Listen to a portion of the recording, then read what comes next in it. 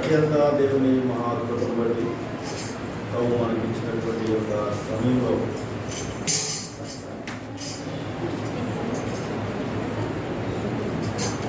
దేవుని చదవబడినటువంటి వాక్య భాగం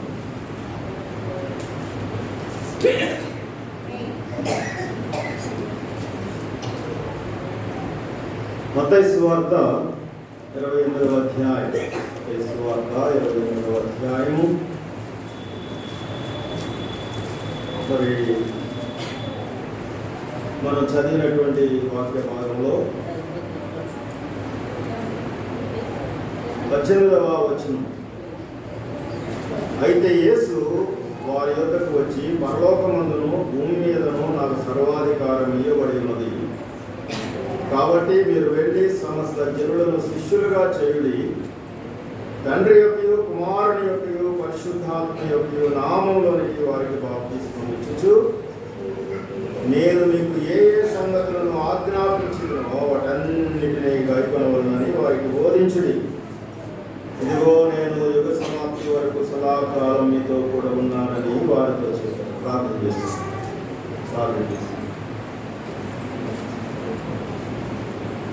కృపగలిగిన మా తండ్రి, సర్వాధికారి అయిన దేవ, పరిశుద్ధుడైన మహాగణుడైన దేవ, మీకై స్తోత్రము.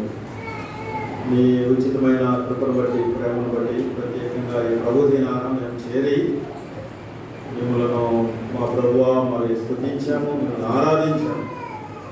ఈ సమయంలో మా ఆత్మీయ జీవితాలకు మాకు అవసరమైన సంగతులను మీరు మాతో మాట్లాడారు. ఈ వాక్య సత్యంలోనికి మనం నడిపించాలని కోరుకుంటున్నాం. మీ వాక్యం సత్యమైనది, వాక్యం మీది, మేమందరం మీ బిడ్డలము, సంఘం మీది. మీ సహాయం, మీ వాక్య సత్యము మీరు మాకు అనుగ్రహించినది. మమ్మల్ని మీకు సమర్పించుకుంటూ మీ సహాయం కోసం ఎదురుచూస్తున్నాము. మా ప్రభువును రక్షకుడైన యేసు క్రీస్తునామమున ప్రార్థించి వేడుకుంటున్నాము తండ్రి. ఆమేన్.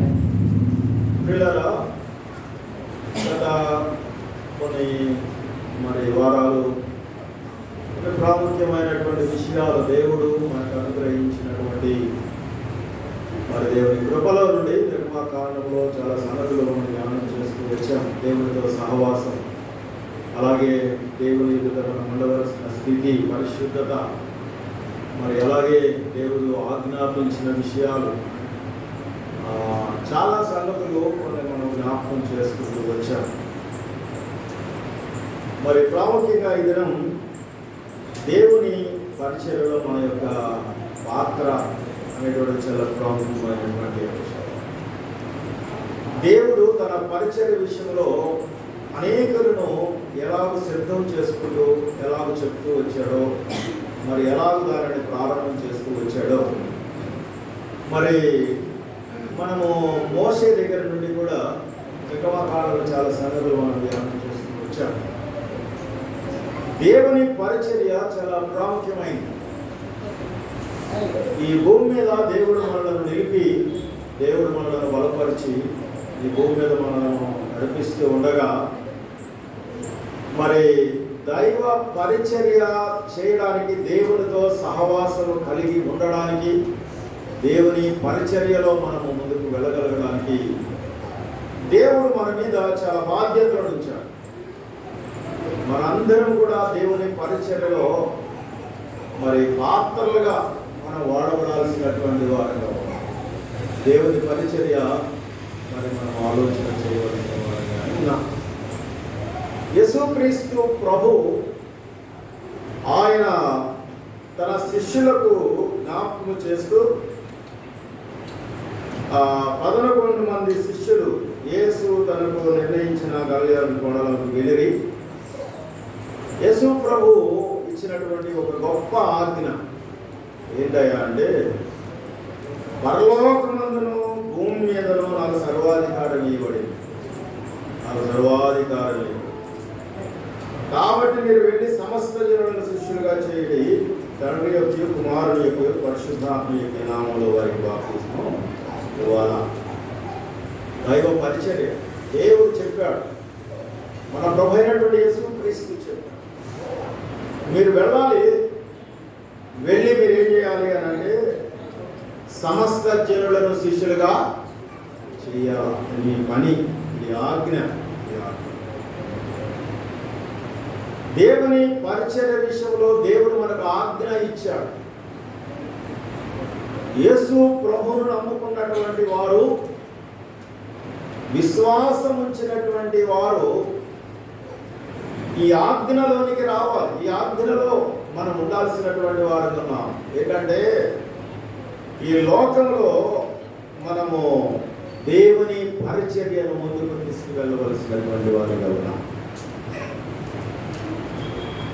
నిర్గమాకాండం 27వ అధ్యాయంలో నేను కొన్ని సంగతులను జ్ఞాపకం చేశాను. ఒక మాట జ్ఞాపకం చేస్తాను చూడండి. 27వ అధ్యాయంలో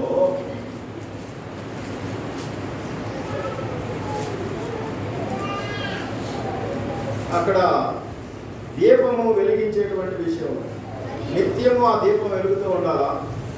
27వ అధ్యాయం 20వ వచనంలో దీపము నిత్యము వెలుగుచున్నట్లు ప్రదీపమునకు దంచి తీసిన అర్థము ఒలీవల నూనె దేవుని ఇశ్రాయేలుకు ఆజ్ఞాపించు. దేవుని పనిది, దేవుని పని. దేవుని పని జరగాలి అనంటే నీవు నేను మనందరం అందులో బాధ్యులు. మన పని అది. దేవుడు మనకి ఇచ్చినటువంటి ఆజ్ఞ. ఇశ్రాయేలులకు దేవుడు ఇచ్చిన ఆజ్ఞ ఏంటి అంటే ఈ దీపం వెలుగుతూ ఉండాలి అనంటే, ఈ దీపం వెలుగుతూ ఉండాలి అనంటే నిత్యం వెలుగుతూ ఉండాలి ఈ దీపం. దానికి ఏం చేయాలి అనంటే మీరందరూ ఇశ్రాయేలులందరూ కూడా ఏం చేయాలా? మరి ఒలీవల నూనె దంచి అచ్చము తీసినటువంటి ఒలీవల, ప్యూర్ ఒలీవను మీరు తీసుకొని రావాలి. దేవుని ఆజ్ఞ తీసుకొని రాకపోతే దేవుని ఎట్లా వెలుగుద్ది? దేవుని పని ఎలా జరుగుద్ది? దేవుని పరిచర్య ఎలాగో విస్తరిస్తుంది? దేవుని పరిచర్య ఎలాగో వెలుగు కలిగిస్తుంది? ఇది మనం గమనించాల్సినటువంటి ప్రాముఖ్యత.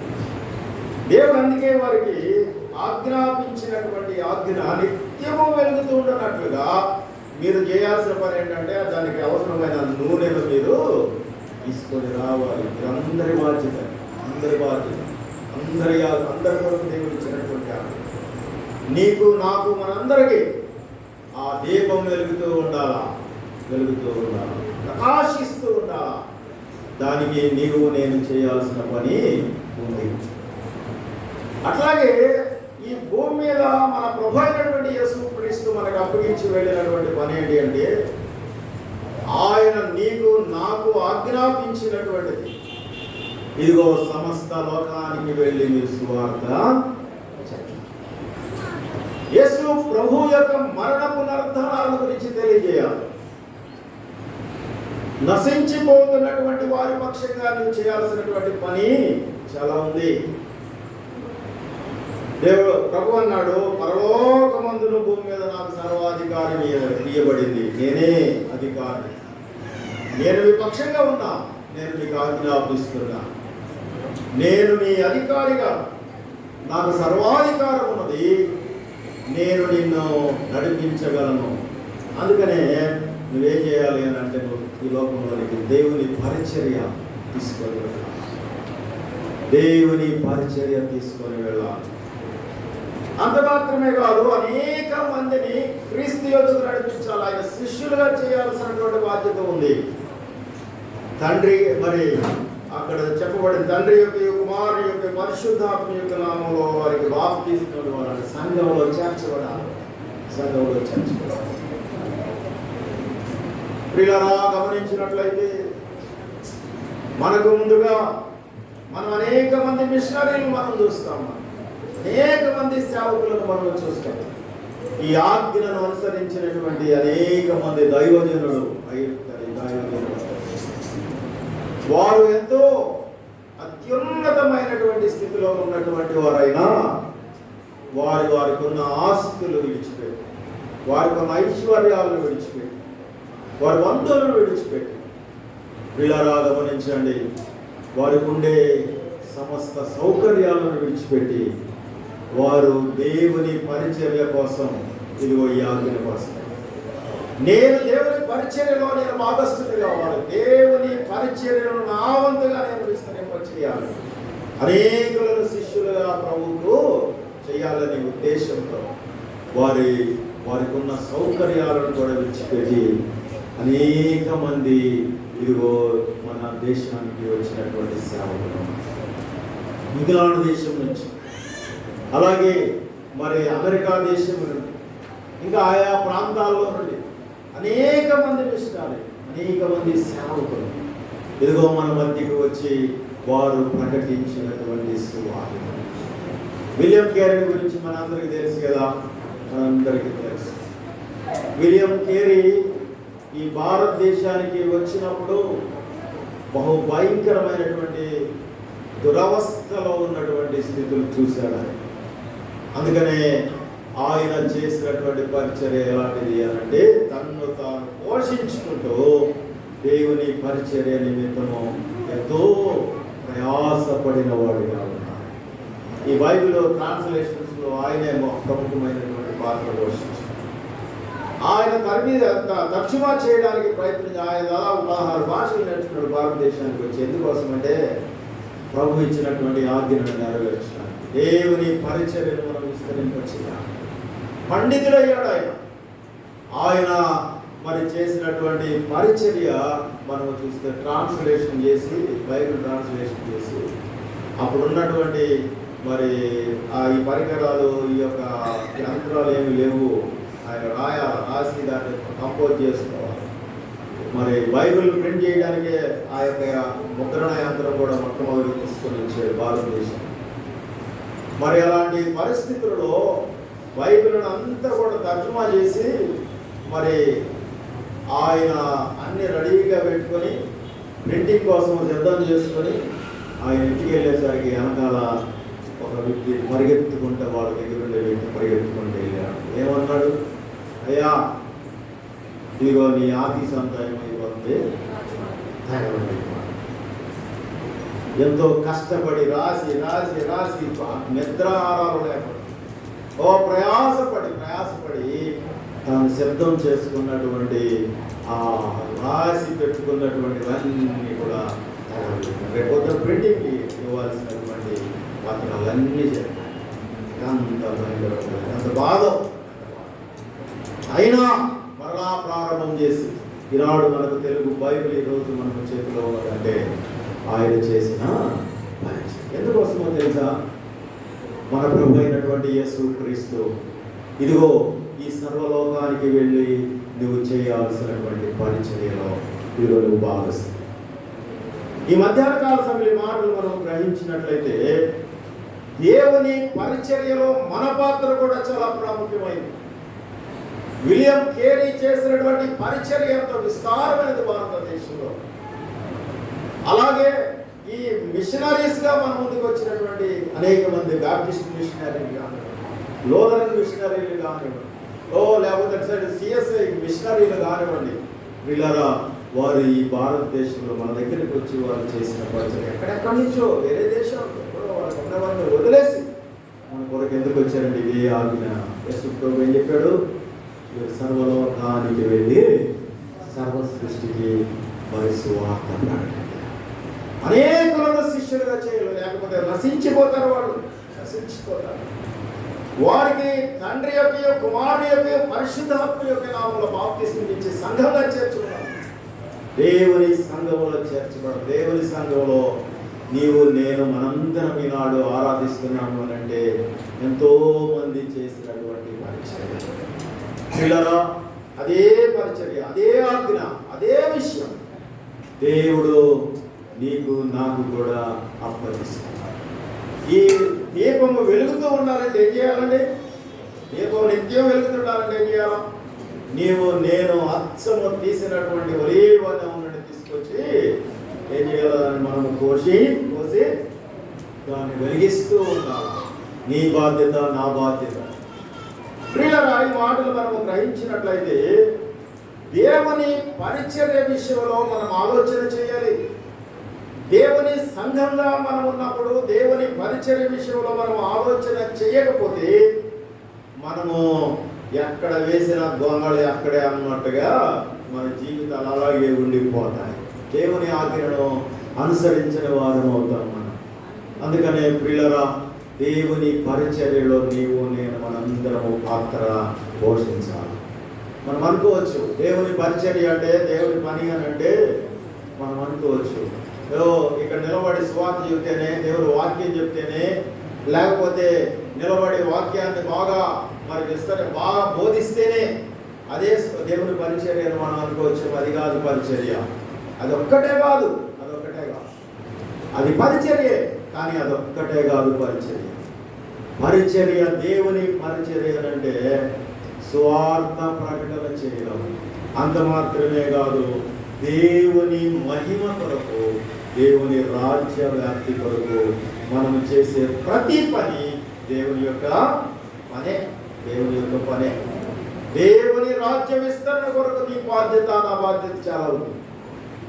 దేవుని పరిచర్య విస్తరించడానికి నీ బాధ్యత, నా బాధ్యత చాలా ఉన్నది. మనందరము చాలా విషయాల్లో మనము ఆలోచన చేయవలసిన మనకు దేవుడు చాలా బాధ్యతలు దేవుడు మనకు అనుగ్రహించాడు. కాబట్టి ప్రియులారా, మరి ఇక్కడ మనం ఆలోచన చేసినట్లయితే దేవుని సంఘములో, దేవుని పరిచర్యలో మొట్టమొదటిగా మనం గమనించవలసినటువంటి ప్రాముఖ్యమైన విషయం ఏంటి అంటే, పరిచర్యలో మనందరం పాలిభాగస్తులం అవ్వాలి అనంటే దేవుని సంఘంలో ఒకరితో ఒకరు మరి ప్రేమ కలిగి ఉండడంలో దేవుని పరిచర్య చాలా ప్రాముఖ్యమైన విషయం. దేవుని పరిచర్యలో ప్రాముఖ్యం. ఒకరినొకరు ప్రోత్సహించుకోవాల్సినటువంటి వారుగా మనం ఉంటాం. ఇది దేవుడు మనం గ్రహించవలసినటువంటి వారుగా మనం ఉన్నాం. ఒకరినొకరు ప్రోత్సహించుకోలేకపోతే దేవుని పరిచర్య ఎలా జరుగుతుంది? దేవుని పాత్రలుగా మనం ఎలా ఉండగలుగుతాం? దేవుని పరిచర్యల మధ్యకి వెళ్ళగలుగుతాము? ఈ మధ్యాహ్న కాల సమయంలో మనం గ్రహించవలసినటువంటి అత్యంత ప్రాముఖ్యమైనటువంటి విషయం.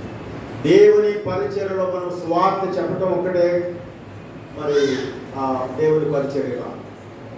దేవుని పరిచర్యలో చాలా విషయాలు ఉన్నాయి. దేవుని పరిచర్య విస్తరించడానికి మనం అనేక సంగతులు మనం గ్రహించాల్సినటువంటి వారిగా ఉన్నాం. మొట్టమొదటిగా మనం ఆలోచన చేస్తే, మనము పరిచర్యను విస్తరింప చేయడానికి మనము ముందు దేవుడు ప్రేమాస్వరూపి, మనము ప్రేమ కలిగిన వారముగానే దేవుని ప్రేమను చూపించే వాళ్ళుగా ఉండలేకపోతే దేవుని పరిచర్యలే పాలిభాగస్తులు కదండి. నువ్వంటే నాకు పడదు, నేనంటే నీకు పడదు. ఇంకా దేవుని పరిచర్య గురించి ఏం మాట్లాడతాం మనం కదండి. నేను ప్రోత్సహించలేను, నన్ను నువ్వు ప్రోత్సహించలేవు, అంతేనండి. దేవుని పరిచర్యకి ఏం జరుగుతుంది? దేవుని పరిచర్య అలాగ విస్తరిస్తుంది. దేవుని పరిచర్యలో మనందరి బాధ్యత, మనం అందులో పాత్రదారులము అని అంటే మొట్టమొదటిగా దేవుని పరిచర్య నీకు నాకు ఉండవలసినది దేవుని ప్రేమ. సహించుకోగలిగినటువంటి స్థితి, మనము ఒకరినొకరు ప్రోత్సహించుకోగలిగినటువంటి స్థితి వల్ల. ఎంతమంది వందనాలు చెప్పుకుంటున్నారు దేవుని మందిరంలో, దేవుని సంఘంలో. మనకు నూతన నిబంధనలో మనకు పౌలు అనేక సార్లు మనకు చెప్తా ఉన్నాడు, జ్ఞాపకం చేస్తాం. వందనాలు చెప్పినటువంటి సందర్భాలు మనకి అనేక కనపడతారు. వందనాలు చెప్పుడి, తెలియచి. నీకు రోమాపత్రిక 16వ అధ్యాయం మొత్తం చదివితే వందన సమర్పణే పౌలు చేసి ఒకరినొకరు వందనాలు చెప్పుకోవడం. పిల్లలు గమనించిన దేవుని సంఘంలో దేవుని పరిచర్య విస్తరించాలంటే ప్రేమ కలిగి ఉండాలి, ప్రోత్సాహం కలిగి ఉండాలి, ప్రోత్సహించాలి. అంతేకాదు ఒకరినొకరు ప్రోత్సహించుకునే మనసు ఉంటే ఖచ్చితంగా ఏం చేస్తాం? ముందు మనం ఒకరినొకరు వందనాలు అక్క, వందనాలు అన్నా, లేకపోతే వందనాలు మనం చెప్పుకునేటువంటి స్థితిలో ఎంతమంది వందనాలు చెప్పుకుంటారు? నేను చాలాసార్లు చెప్తా ఉంటాను, అందరు ఇక్కడ నుంచి వెళ్ళే ముందు ఏం చేయాలా? ఒకరితో ఒకరు వందనాలు చెప్పుకొని ఇక్కడ నుండి వెళ్ళాలని నేను చాలాసార్లు చెప్పాను. ఎంతమంది గుర్తుంటుంది? వీళ్ళరా గమనించండి. ఆమెను చూసి మొహం విడిచి, ఈయన చూసి మొహం విడి తిప్పుకొని ఆమె, లేకపోతే ముక్కు తిప్పి మనం ఆ విధానాలు మన జీవితాల్లో ఉంటే దేవుని పరిచయం ముందుకు తీసుకెళ్తాం. మనం ప్రేమ కలిగి ఒకరినొకరు ప్రోత్సాహం కలిగి ఒకరినొకరు ప్రోత్సహించుకునేవారు, ఒకరినొకరు ఆదరించుకుంటూ ఒకరినొకరు వందనాలు చెప్పుకోగలిగినటువంటి స్థితి లేకపోతే ఈ ఆజ్ఞలో మనం ఎంతవరకు కదండి. అందుకనే ప్రతి ఒక్కరు మనం చేయాల్సిన పని ఒకరినొకరు ప్రేమతో వందనాలు చెప్పుకోవడం చాలా ప్రాముఖ్యంగా మనము నూతన నిబంధన సంఘంలో మనము మనం చూస్తాం. అంత మాత్రమే కాదు, దేవుడు మనకిచ్చినటువంటి చాలా వరాలు ఉన్నాయి. మనం ఆలోచన చేసేది కేవలం దేవుని వాక్యం చెప్పడం గురించి ఆలోచన చేస్తాం. ఒక్క దేవుని వాక్యం చెప్పడమే కాదు, దేవుడు చాలా చాలా వరాలు దేవుడు మనకు అనుగ్రహించాడు, చాలా టాలెంట్స్ ఇచ్చాడు, చాలా గిఫ్ట్స్ ఇచ్చాడు. దేవుడు చాలా అద్భుతమైనటువంటి గిఫ్ట్ మనకు ఇచ్చాడు. పిల్లరా, మనం ఆలోచన చేయాలి. పేతురు రాసినటువంటి మొదటి పత్రిక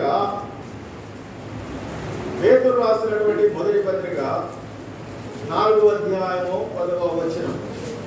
దేవుని యొక్క నానా విధమైన కృప విషయమై మంచి గృహ నిర్వాహకులై ఉండి ఒక్కొక్కడు కృపావరము పొందిన కొలది ఒకరినొకడు ఉపచారము చేయుడి. ఏమన్నాడు? దేవుని నానా విధమైన కృప విషయమై మంచి గృహ నిర్వాహకులై ఉండు. దేవుని సంఘంలో ఎలా ఉండాలా? దేవుని సంఘంలో ప్రభునందు విశ్వాసం ఉంచి రక్షించబడి మారు మనసు పొంది దేవుని ఆరాధించు వారు ఎలా ఉండాలంట? దేవుని నానా విధమైన కృప విషయమై మంచి గృహ నిర్వాహకులు వలె ఉండాలా. నానా విధమైన కృపలున్న దేవుడిచ్చిన కృప, దేవుడిచ్చినటువంటి ఆ విషయాలు ఒక్కొక్కడు కృపావరము పొందిన కొలది ఒకరితో ఒకడు ఉపచారము చేయుడి అని దేవుని వాక్యం మనం గమనిస్తాం. దేవుని వాక్యాన్ని గమనిస్తాం. కనుక పిల్లరా, దేవుడిచ్చేటువంటి కృపలు మనకు చాలా ఉన్నాయి. దేవుడిచ్చే తలాంతులు చాలా ఉన్నాయి. కొంతమందికి చక్కగా ఊడ్చేద్దామనిపిస్తాడు, కానీ వాళ్ళు సువార్త చెప్పలేరు అని దేవుడి పని. కొంతమంది చక్కగా పాడగలిగినటువంటి స్థితి దేవుడు ఇస్తాడు, వాళ్ళు సువార్త చెప్పలేకపోవచ్చు, వాక్యం చెప్పలేకపోవచ్చు. పిల్లరా, మరి కొంతమంది చక్కగా ప్రేమతో పలకరించి చక్కగా మాట్లాడి దేవుని సన్నిధిలో ఒక ప్రోత్సాహకరమైనటువంటి స్థితిని తీసుకురాగలిగినటువంటి వారుగా దేవుడు గొప్ప వరాన్ని ఇస్తారు చాలా మందికి. పిల్లరా, చాలా మంది స్త్రీలు ఎంత చక్కగా మరి అనేకులను ప్రేమగా వారిని ఆదరిస్తూ దేవుని మందిరంలో వారి దేవుని సన్నిధిలోకి తీసుకురావడానికి ప్రయాసపడేటువంటి వారు చాలా మంది. పిల్లరా, దేవుడిచ్చేటువంటి తలాంతులు చాలా ఉన్నాయి, దేవుడిచ్చేటువంటి వరాలు చాలా ఉన్నాయి, దేవుని మరి ఉద్దేశం, దేవుని కృపావరాలు చాలా ఉన్నాయి. మనము వాటిని గుర్తించాలి. దేవుడు నీకు ఏ కృపావరం ఇచ్చాడు, దేవుడు నీకు ఏ విధమైనటువంటి తలాంతి ఇచ్చాడు, దేవుని పని కోసం నువ్వు ఏం చేయాలని దేవుడు నిన్ను అనుకుంటున్నాడు, దేవుడు ఎలాగో నిన్ను చేయాలని అనుకుంటాడు. దేవుడు నిన్ను ఎందుకు రక్షించుకున్నాడు? ఆయన రక్షించిన దానికి నువ్వేం చేస్తావు? ఆయన పరిచర్యలో నీ పాత్ర ఏంటి? నీ ఆలోచన, నీ పని ఏంటి? మనం ఎప్పుడైనా ఆలోచన చేశాం, దేవా నువ్వు నన్ను రక్షించావు, నీ పని కొరకు నీ ఆజ్ఞలైతే ఉన్నది ఈ సమస్త జనులను శిష్యులుగా చేయాలి, దానికోసం నా పని ఏంటి ప్రభువా అని ఎప్పుడన్నా మనం ప్రార్థన చేసామా? ఎప్పుడన్నా దేవుని సన్నిధిలో మనం మొరపెట్టగలిగామా? పిల్లరా, మరి దేవుడిచ్చేటువంటి కృపావరాల్లో దేవుడు మనల్ని వాడుకునేటువంటి, ఆయన పాత్రగా వాడుకునేటువంటి విషయంలో మనం కొన్ని సంగతులు మనం గ్రహించవచ్చు. మొట్టమొదటిగా మనం ఆలోచన చేస్తే అపోస్తల కార్యాల గ్రంథం 1వ అధ్యాయం 8వ వచనం. ఆయన పరిశుద్ధాత్మ మీ మీదకి వచ్చినప్పుడు మీరు శక్తి నొందుదురు గనుక యూదయ సమరయ దేశములందంతటా భూదిగంతముల వరకు నాకు సాక్షులై ఉందురని వారితో చెప్పెను. దేవుని ఆత్మచేత నీవు నింపబడితే, నీవు రక్షించబడితే, ప్రియులారా గమనించాలా, నీవు ఎక్కడి వరకు అంటే మరి యెరూషలేములోను యోదయ సమరయ దేశములందంతటా భూదిగంతముల వరకు సాక్షులై ఉన్నటువంటి ఇల్లు నిలబడి సాక్ష్యం చెప్పేది కాదు. ప్రభు పక్షంగా మనం నిలిచి పనిచేసే వారంగా ఉండాలి.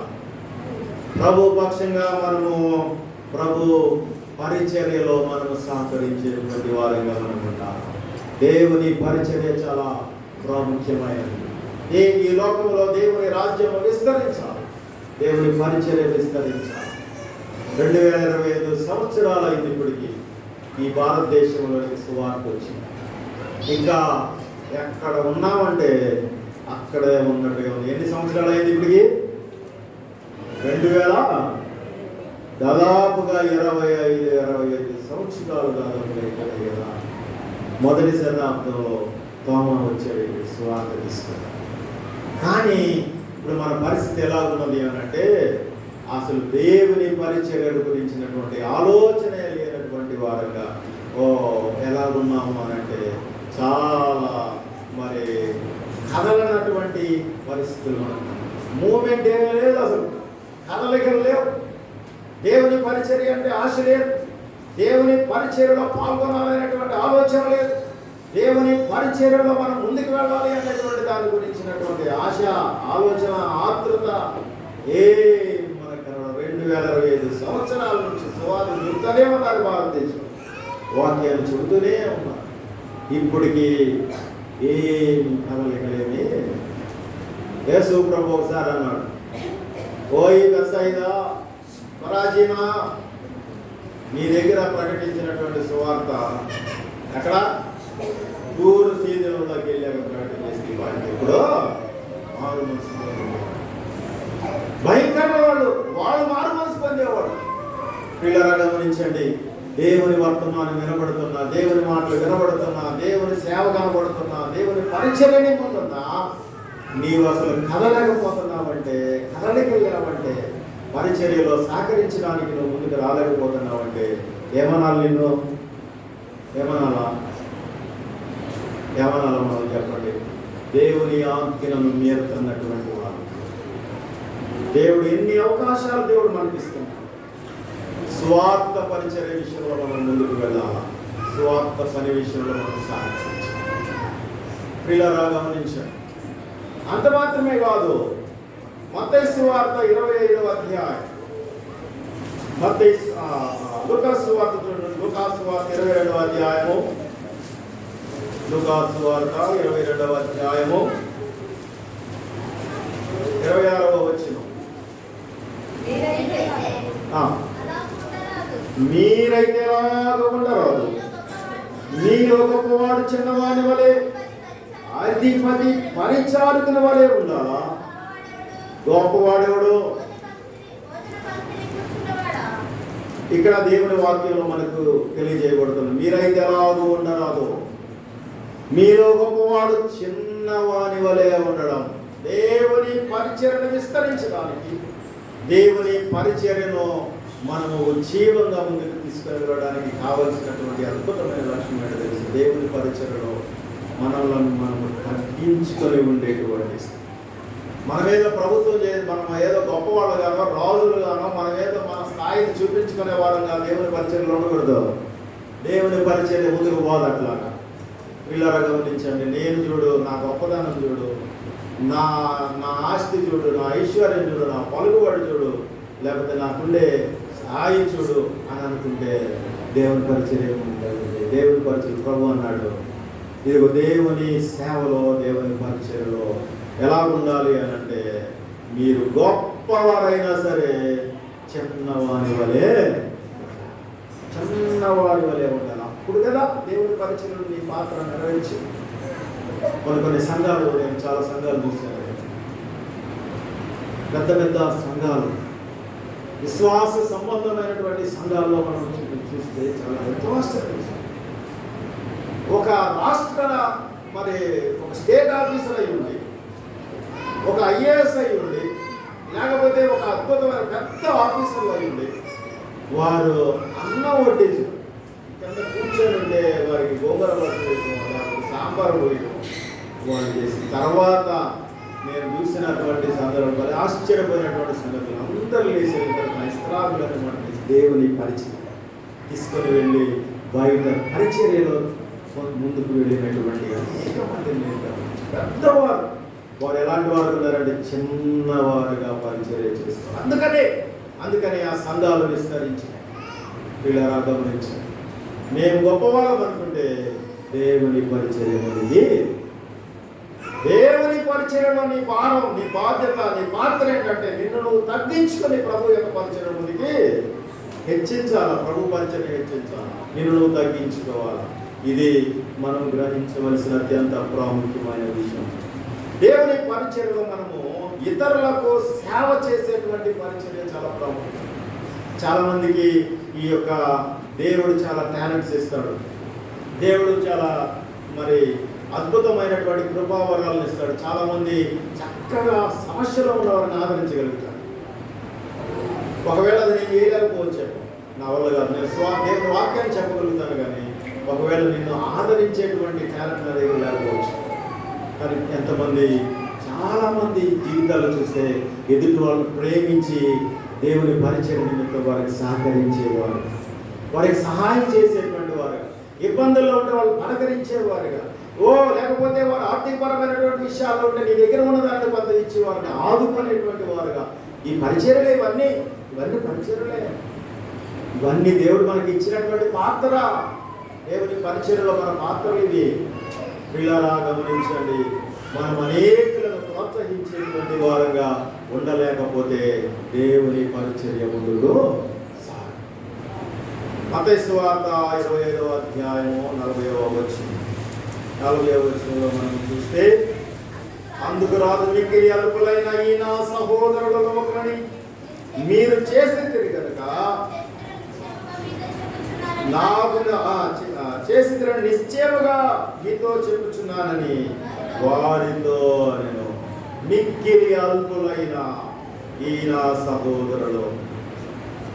ఏం చేశారు మీరు? బట్టలు ఇచ్చారు. ఏం చేశారు మీరు? ఆదరించారు. వారు ఇబ్బందుల్లో ఉంటే వాళ్ళని మీరు ఆదరించగలిగారు. ఈ నా చిన్న సహోదరుడు, సమస్యల్లో ఉన్నవారు, ఇబ్బందుల్లో ఉన్నవారు మీరు ఆదరించారే. అందుకన్నాడు, మీరు నా పరిచర్య విషయంలో మీరు పనిచేశారు. పిల్లల గమనించిన సువార్త పరిచయం, సువార్త చెబితేనే, దేవుని వాక్యం చెబితేనే సువార్త పరిచయం చేసినట్టు కాదు. దేవుని పరిచర్యలో నలిగిపోతున్నా లేకపోతే కృంగిపోతున్న వారిని లేవనెత్తడానికి నీ వంతుగా నువ్వు చేయాల్సిన పని దేవుని పరిచర్య. అది ఆర్థికపరమైన విషయమైనా, లేకపోతే ఒక మాట వారికి సహకరించేటువంటి విషయంలోనైనా, వారి దగ్గరికి వెళ్ళి వారిని పరామర్శించేటువంటి విషయంలోనైనా, పిల్లరా నీకు నాకు దేవుడు ఇవన్నీ దేవుని పరిచయం, దేవుడు మనకి ఇస్తున్నటువంటి బాధ్యత. ఇవి మనం గ్రహించకపోతే దేవుని పరిచర్య ముందుకు మనము తీసుకొని వెళ్ళలేము. మూడో విషయం, సంఘములో మనం చేయవలసినటువంటి పరిచర్య విషయంలో చురుకుగా పాల్గొనడం. ఇది పిల్లలు గమనించండి, మనకి కరువైనటువంటిది ఏంటంటే ఇదే, మనకి తగ్గిపోయినటువంటిది ఏదండి, దేవుని పరిచర్య అంటే చురుకుగా ముందుకి ఎందుకు రావాలి? మరి దేవుడు ఇచ్చినటువంటి ఆయన సంఘాన్ని దేనితో చూపించాడు అంటే శరీరంతో చూపించాడు. శరీరంగా పోల్చాడు. కొరింథీయులకు రాసినటువంటి మొదటి పత్రికలో మనం చూస్తే చూడండి, కొరింథీయులకు రాసినటువంటి మొదటి పత్రిక 12వ అధ్యాయం 27వ వచనం. అటువలే మీరు క్రీస్తు యొక్క శరీరమై ఉండి మీరు వేరు వేరు అవయవులై ఉన్నారు. మరియు దేవుడి సంఘములో మొదట కొందరిని అపోస్తలుగాను, పిమ్మట కొందరిని ప్రవక్తలుగాను, పిమ్మట కొందరిని బోధకులుగాను, అటు పిమ్మట కొందరిని అద్భుతములు చేయవారుగాను, తర్వాత కొందరిని స్వస్థపరచు కృపావరం గలవారుగాను, కొందరిని ఉపకారములు చేయవారు, కొందరు ప్రభుత్వం చేయవారుగా. ఇదిగో ఇలా దేవుడు ఆ విధంగా దేవుడు తన పరిచర్యలో వచ్చాడు. ఈ శరీరం ఉందంటే ఈ శరీరంలో ఎన్ని భాగాలు ఉన్నాయి? తల, ముక్కు, చెవులు, కళ్ళు, చేతులు, కాళ్ళు, పిల్లల అవయవాలు అన్ని కలిస్తేనే ఒక శరీరం. శరీరం అంటే దేవుడు చాలా స్పష్టంగా ఇప్పుడు సంఘాన్ని శరీరంగా పోల్చాడు. క్రీస్తు యొక్క శరీరం అయ్యుండి వేరు వేరు అవయవాలు అయి ఉన్నాం మనము. నువ్వు ఒక చెయ్యి అయితే నువ్వు కుడి చెయ్యి అయితే నేను ఎడం చెయ్యి, ఒక కాలు అయితే ఇంకొక కాలు నేను, ఒక కన్నుగా, ఒక ముక్కుగా, ఒక చెవుగా దేవుడు ఒక్కొక్కరికి ఒక్కొక్క బాధ్యతను ఇచ్చాడు. దేవుని సంఘంలో మనము చురుకుగా పాల్గొనకపోతే, ఈ చెయ్యి చురుకుగా పాల్గొనకపోతే ఈ చెయ్యి సంగతి ఏంటి? ఏమైనట్టు? ఈ గూడు పనిచేయట్లే నాకు. అప్పుడప్పుడు రాత్రుల్లో నిద్రపోవాలని ఇబ్బంది ఉండదు అంటే ఈ చెయ్యి ఏమవుతుంది? పనికిరాని చెయ్యి అవుతుంది. ఇది దేవుడు నిన్ను ఒక పాత్రగా పెట్టాడు. నువ్వు వాడవడం లేదనుకో, ఏ పాత్ర నువ్వు? పనికిరాని పాత్ర అవుతున్నావు నువ్వు. నిన్ను దేవుడు కన్నుగా పెట్టాడు అనుకో, నువ్వు కన్నుగా సరిగ్గా పని చేయకపోతే పని చేయదు కానీ నువ్వు. అంతేనా? చెయ్యిగా దేవుడు నిన్ను ఎన్నుకున్నాడు అనుకో, నువ్వు నీ చెయ్యి సరిగ్గా పని చేయట్లేదు అనుకో, నీ చెయ్యి నువ్వు ఎలాంటి దాని ఎవరు పని చేయనటువంటి చెయ్యి అన్నమాట. అంతేనా? వీళ్ళగా గమనించండి, శరీరంలో అవయవాలు సరిగ్గా పనిచేయకపోతే శరీరం ఎలాగో మరి హుషారుగా ఉండగలుగుతుంది. కాబట్టి ఈ మధ్యాహ్న కాల సమయంలో దేవుడు నిన్ను ఒక అవయవంగా దేవుడు ఒక కన్నుగాను, ఒక మాట మాట్లాడే ఒక ఈ యొక్క నోటిగాను, లేకపోతే చెవులుగాను, చేతులుగాను, ఏదో ఒక అవయవం దేవుడు నిన్ను ఆయన సంఘంలో నిలిపాడు. దేవుడు నీకు ఇచ్చినటువంటి బాధ్యతను చేయకపోతే, చురుకగా పాల్గొనకపోతే సంఘం ఎలాగో విస్తరిస్తుంది, సంఘం ఎలాగో మరి ఉజ్జీవింపబడి. నీ పని నువ్వు చేయకపోతే, దేవుడు నీకు అప్పగించిన పని నువ్వు చేయలేకపోతే, దేవుని పరిచర్యలో నీవు పని చేయనటువంటి దాని అవుతావు. పరిచర్య చేయనటువంటి వాడు. దేవుని ఆజ్ఞకు నువ్వు విరుద్ధం. ఇది మనం గుర్తెరగాల్సిన. ఇలా గమనించాలి. దేవుని సంఘంలో ప్రకటన చేశాము అనంటే అది కృతజ్ఞత కూడిక అవ్వనండి, జ్ఞాపకార్థ కూడిక అవ్వండి, లేకపోతే ఇంకోటి అవ్వనండి, ఇంకొక ఏ ఒక మీటింగ్ అయినా ప్రియులారా గమనించండి. మనం దేవుని మందిరంలో ప్రకటన చేశామంటే మనందరం బైబిల్ తీసుకుని వెళ్ళాలి.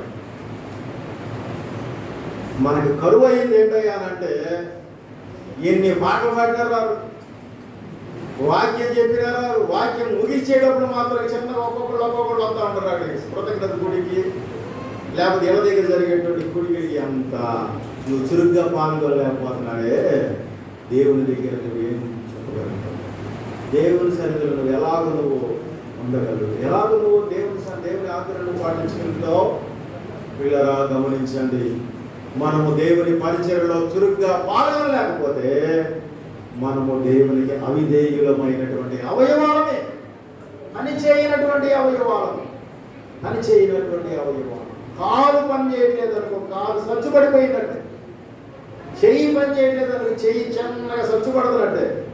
మనం ఒక్కొక్క చేతులని కాళ్ళని ఒక్కొక్కరు మన సతికిలు పడిపోవాలి.